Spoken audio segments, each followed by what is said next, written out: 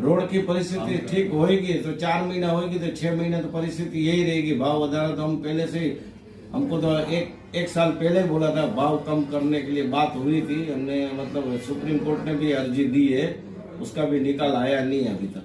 Main તો એક ટોલનો મુદ્દો છે અને જે રોડ દેખાતા જ નથી. આપણને એવું લાગે કે ગામડામાં પહેલા જે બળદગાડા ચાલતા ને એના જેવા રોડ પડી ગયા છે અને એ રોડના હિસાબે રોજ એક્સિડન્ટ થાય છે, ગાડીઓના ટાયર તૂટે છે, ગાડીઓ બ્રેકડાઉન થાય છે. તો મેઇન તો એના માટે. અને બીજું જે કાલથી જે ટોલનો વધારો છે, એક બાજુ રોડ બનાવતા નથી અને ટોલ એ લોકોએ લગભગ ડબલ જેવા કરી નાખ્યા છે. જે 125 રૂપિયા એલસીવી ટેમ્પોના હતા એ 200 રૂપિયા છે, મલ્ટી એક્સેલના 410 રૂપિયાના 800 રૂપિયા. અત્યારે એ પોઝિશન છે કે અમે અમદાવાદથી જો વાપી ગાડી ચલાવીએ તો જે મલ્ટી એક્સેલ ગાડી છે એને લગભગ 5,500 થી 6,000 રૂપિયા ટોલ લાગે છે. અને અમારી જે પ્રોફિટ છે ગાડી ચલાવીને એક ટ્રીપ મારી 2,000 થી 3,000 કમાવી છે. એમાં પણ જે રોડ છે, રોડના હિસાબે જે ટાયરો ઉડે છે એ અલગથી. અત્યારે અમારો જે ટ્રાન્સપોર્ટ ઉદ્યોગ અને જે ટ્રકના જે માલિકો છે એની પરિસ્થિતિ એવી છે કે જો ટોલ ભરવા જાય તો ટાયરવાળાને પૈસા નથી આપી શકતા અને જો ટાયરવાળાને પૈસા આપીએ તો ટોલ ભરી શકીએ એવી પરિસ્થિતિ નથી.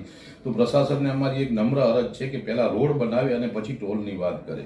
2008માં જ્યારે આ ટોલ બન્યો અને આઈઆરબી કંપનીને એનું જે આપવામાં આવ્યું ત્યારે જે લોકોએ વાત કરેલી અને જે ગવર્મેન્ટે ત્યારે જે નોંધ બનાવેલા, તો 15 વર્ષ પછી 2022માં આ ટોલની અવધિ પૂરી થયા પછી પણ આ લોકો પૂરેપૂરું ટોલ વસૂલે છે. ખરેખર ત્યારના જે નોર્મ્સ અને જે લખાણ છે એ પ્રમાણે 40% એ લોકોને મેન્ટેનન્સ માટે ટોલ લેવાનું હતું.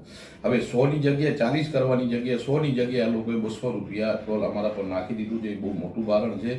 તો મારી પ્રશાસનને એવી નમ્ર અરજ છે કે આ ટોલનો જે વધારો છે એ પાછો ખેંચવામાં આવે અને વાપી અને વલસાડ જિલ્લાની જે પ્રજાને જે આ તકલીફ છે, રોડનો અમે ટોલ છે 1 વર્ષ ભરીએ છીએ તો દર વર્ષે 4 મહિના ચોમાસાના આ રોડ અમને કામ આવતો નથી. અને આ રોડના જે ખાડા પડે છે એના હિસાબે જે અમારી ગાડીઓમાં અને ટાયરોને જે નુકસાન થાય છે એ બહુ મોટું નુકસાન હોય છે. એક તો બોરિયાજી ટોલ છે જે નવસારી પાસે છે, એક બગવાડા ટોલ છે, એક ચારોટી ટોલ છે અને બીજું જે ટોલ છે એ મનોહર પાસે છે. એ 4 ટોલ છે NHI અને આઈઆરબીની ભાગીદારીના ટોલ હતા. 2008માં જ્યારે એ લોકોનું ચાલુ થયું ત્યારે ટોલના જે નોર્મ્સ નક્કી હતા દર વર્ષે જે 5 થી 8% વધારો એવા નોર્મ્સ હતા અને એ વધારા પ્રમાણે એ લોકોએ વધારો કરેલું. 2022માં આ ટોલની અવધિ પૂરી થતી ઓગસ્ટ મહિનામાં. એના પછી 40% ટોલ લેવાનું હતું.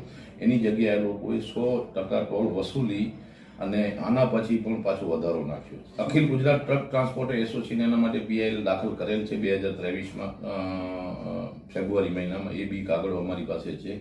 અમે જે તે સમયે સ્ટે માટેની બી અરજી કરેલી છે. અમને સ્ટે નથી મળ્યો કારણ કે NHI ની વિરુદ્ધમાં કેન્દ્રનો કાયદો છે એવું કોર્ટ અમને જણાવે છે. અમે હાઈકોર્ટમાંથી અત્યારે સુપ્રીમમાં છીએ અને આજે પણ અમે સુપ્રીમમાં આના વિરુદ્ધ અરજી કરેલી છે.